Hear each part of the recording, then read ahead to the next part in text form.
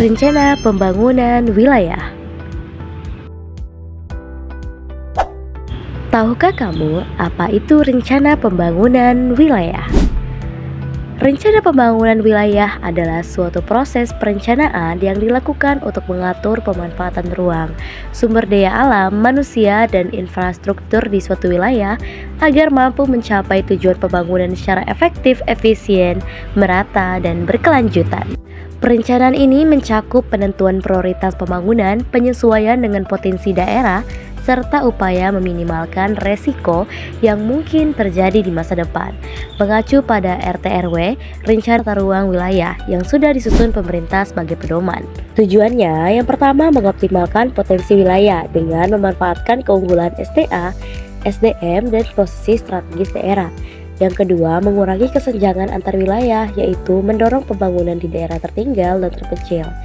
Yang ketiga, meningkatkan kualitas hidup masyarakat dengan menyediakan fasilitas umum, lapangan kerja, dan layanan publik. Yang keempat, melestarikan lingkungan dan SDA, yaitu mencegah kerusakan lingkungan akibat pembangunan. Yang kelima, mendukung pemerataan pembangunan nasional, yaitu selaras dengan tujuan pembangunan jangka panjang Indonesia. Selanjutnya, ada prinsip-prinsip dalam pembangunan wilayah. Yang pertama, partisipatif, yaitu melibatkan masyarakat swasta dan pemerintah. Yang kedua, berbasis potensi lokal, yaitu mengembangkan sektor unggulan wilayah, seperti pertanian, industri, perwisata, dan lain-lain. Yang ketiga, berkelanjutan, yaitu tidak mengorbankan generasi mendatang, memperhatikan daya dukung lingkungan. Yang keempat, terintegrasi, yaitu disesuaikan dengan rencana pembangunan provinsi dan nasional. Yang kelima, efisiensi, yaitu menggunakan sumber daya seoptimal mungkin.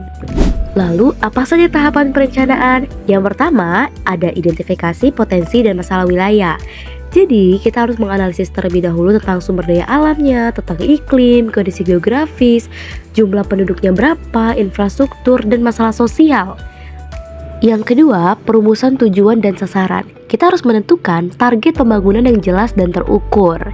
Yang ketiga, penyusunan strategi dan program. Jadi kita harus menyusun rencana kegiatan sesuai prioritas.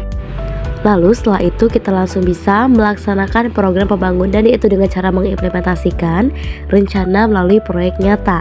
Yang kelima, monitoring dan evaluasi, yaitu memantau hasil dan melakukan perbaikan jika ada kendala. Lalu selanjutnya ada faktor yang memengaruhi. Contohnya kondisi geografis dan topografi, yaitu memengaruhi sektor unggulan.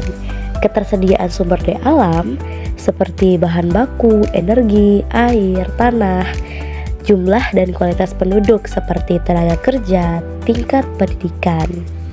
Selanjutnya yaitu ada infrastruktur dan teknologi, yaitu transportasi, komunikasi, dan listrik.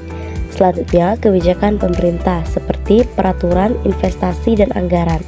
Selanjutnya ada kondisi sosial budaya seperti adat, bahasa, kebiasaan masyarakat. Lalu ada kondisi ekonomi global seperti harga komoditas dan perdagangan internasional. Lalu bagaimana contoh implementasinya? Yaitu yang pertama, pembangunan kawasan industri dengan cara membuka lapangan kerja dan meningkatkan ekspor. Yang kedua, pengembangan pariwisata daerah, yaitu dengan cara wisata alam, budaya, kuliner. Nah, peningkatan jaringan transportasi dengan cara membangun jalan tol, terus pelabuhan dan bandara. Lalu, pusat pertanian terpadu, yaitu dengan menggabungkan teknologi modern dan pertanian tradisional. Selanjutnya yaitu rehabilitasi lingkungan, yaitu dengan cara melakukan penghijauan, konservasi air, dan restorasi hutan. Selanjutnya, tantangan, yaitu yang pertama ada ketimpangan antar wilayah, yaitu sebagian daerah lebih maju, sebagian juga ada daerah yang tertinggal. Yang kedua, kerusakan lingkungan, yaitu akibat eksploitasi SDA berlebihan. Lalu, perubahan iklim yang memengaruhi pertanian, perikanan, dan permukiman. Lalu, ada urbanisasi berlebihan karena tekanan pada kota besar. Lalu, keterbatasan anggaran dan SDM karena keterbatasan dan hambatan dalam pelaksanaan. Jadi kesimpulannya, rencana pembangunan wilayah adalah kunci pemerataan dan kemajuan daerah. Diperlukan sinergi antara pemerintah, swasta, dan masyarakat untuk mencapai pembangunan yang merata, berkelanjutan, dan sesuai potensi wilayah. Perencanaan yang baik bukan hanya meningkatkan ekonomi, tetapi juga menjaga lingkungan dan kualitas hidup generasi mendatang. Nah teman-teman, sekarang kita akan bahas contoh studi kasusnya, seperti pembangunan Ibu Kota Negara IKN Nusantara Kalimantan Timur. Latar belakang pemindahan ibu kota ini yaitu adalah pemerintah memindahkan ibu kota dari Jakarta ke Kalimantan Timur untuk mengurangi beban Jakarta dan pemerataan pembangunan.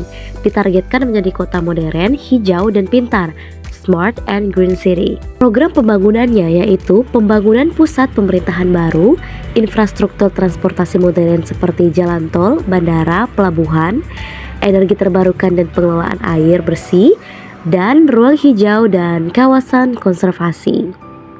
Lalu apa aja sih manfaatnya? Yang pertama, mengurangi beban kepadatan penduduk di Jakarta. Yang kedua, mempercepat pemerataan ekonomi ke wilayah Indonesia Timur. Yang ketiga, menciptakan lapangan kerja baru. Selanjutnya, tantangan apa sih yang dihadapi? Yang pertama, biaya pembangunan yang sangat besar. Yang kedua, perlindungan lingkungan hutan Kalimantan yang terancam.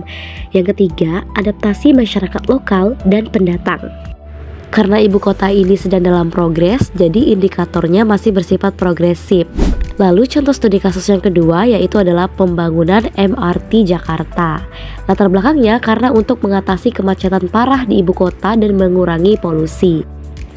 Selanjutnya, program pembangunannya yaitu jalur transportasi massal berbasis rel bawah tanah dan layang.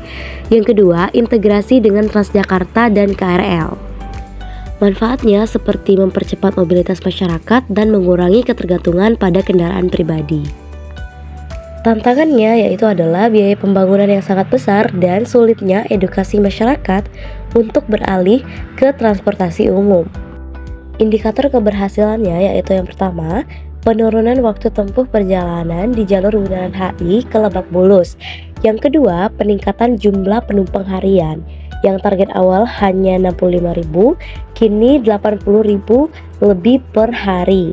Lalu, penurunan volume lalu lintas kendaraan pribadi di jalur Sudirman ke Tamrin dan penurunan emisi karbon dioksida dari sektor transportasi.